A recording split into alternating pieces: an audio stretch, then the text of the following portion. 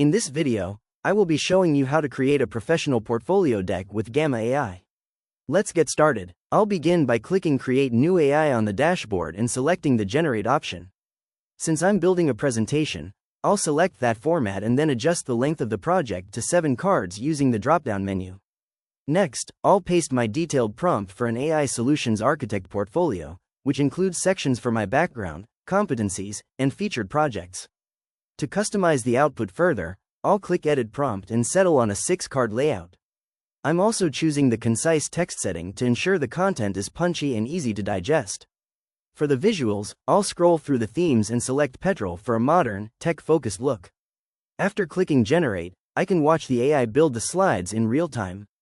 It drafts the title page, builds out the core competencies with relevant icons, and details specific project case studies.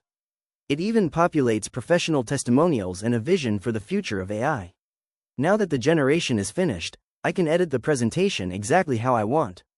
By using the toolbar on the right, I can add new cards, insert custom images, or use smart diagrams to refine the flow.